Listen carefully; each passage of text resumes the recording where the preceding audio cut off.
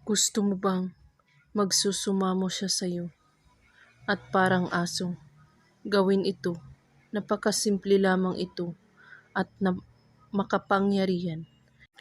Gawin lang ito kahit anong oras at araw. Basta't buwang inyong paniniwala sa paggawa at walang ibang iniisip at pagdududa.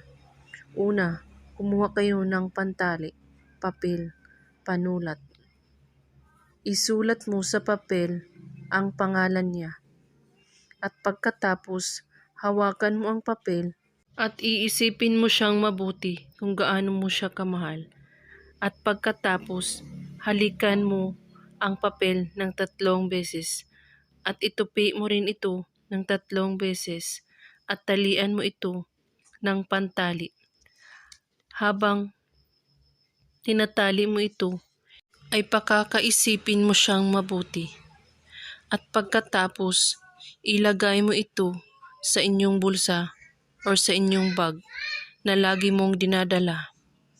Kailangan walang makakakita sa iyo o makakaalam sa iyong ginagawa para tatalab agad. At kung may katanungan po kayo ay magko-comment lang po sa baba. Maraming salamat sa panonood.